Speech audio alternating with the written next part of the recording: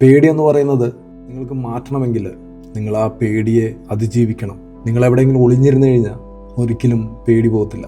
പേടിയെ നമ്മൾ ഫേസ് ചെയ്യണം. കാരണം നിങ്ങൾ ഈ പ്രോസസ്സിനെ, ഈ പറയുന്ന ഒരു പരിണാമത്തെ നിങ്ങൾ വിശ്വസിച്ചില്ലെങ്കിൽ നിങ്ങൾക്ക് ഒരിക്കലും മുന്നോട്ട് പോകാൻ പറ്റില്ല. നിങ്ങൾക്ക് വളരാൻ പറ്റത്തില്ല.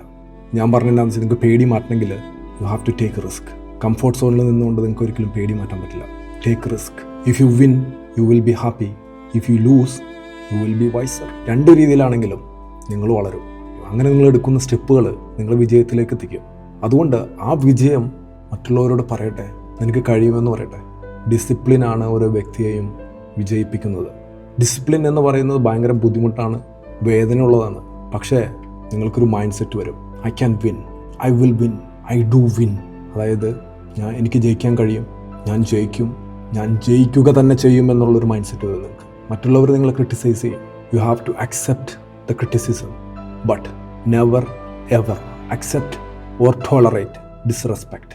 അപമര്യാദയായിട്ട് പെരുമാറിക്കഴിഞ്ഞാൽ, അല്ലെങ്കിൽ ആരെങ്കിലും നിന്നോട് അനാദരവ് കാണിച്ചു കഴിഞ്ഞാൽ, ഓൺ ദ സ്പോട്ടിൽ അവർക്ക് അതിനുള്ള റിപ്ലൈ കൊടുക്കണം. കൊടുക്കാൻ പറ്റിയില്ലെങ്കിൽ, കൊടുക്കാൻ പറ്റാത്ത സാഹചര്യമാണെങ്കിൽ മിണ്ടാതെ നടന്നകന്നു പോകണം.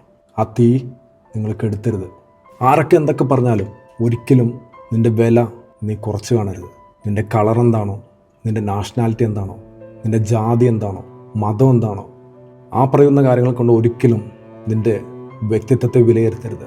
നിങ്ങൾ അതിലൊക്കെ മേളിലാണ്. അതുകൊണ്ടൊന്നും നിങ്ങളെ ആർക്കും സ്റ്റോപ്പ് ചെയ്യാൻ പറ്റത്തില്ല. You are enough. അതൊക്കെ മതി നിങ്ങൾക്ക് മുമ്പോട്ട് വളരാൻ വേണ്ടിയിട്ട്. പലപ്പോഴും നിങ്ങൾ പലതും കണ്ടുപഠിക്കേണ്ടി വരും, ചിന്തിക്കേണ്ടി വരും. ചിലപ്പോഴൊക്കെ നിങ്ങൾ മിണ്ടാതിരിക്കേണ്ടി വരും. നിങ്ങളൊരു നിരീക്ഷകനായിട്ട് മാറേണ്ടി വരും. നിങ്ങളൊരു വായനക്കാരനായിട്ട് മാറേണ്ടി വരും. നിങ്ങൾ ഒരു എഴുത്തുകാരനായിട്ട് മാറേണ്ടി വരും. അങ്ങനെയാണ് ഈ പറയുന്ന പോരാളികളെല്ലാം ജനിക്കുന്നതും അവരൊക്കെ പരിണമിക്കുന്നതും അങ്ങനെ തന്നെയാണ്. അങ്ങനെയാണ് ഈ പറയുന്ന പേടിയെന്ന് പറയുന്നത് ഫെയ്ഡായി പോകുന്നത്, മങ്ങിപ്പോകുന്നത്.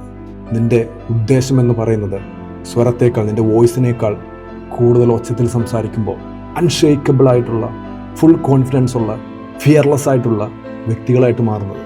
ഇന്നു മുതൽ അതിനുവേണ്ടി നിങ്ങൾ ശ്രമിക്കില്ലേ?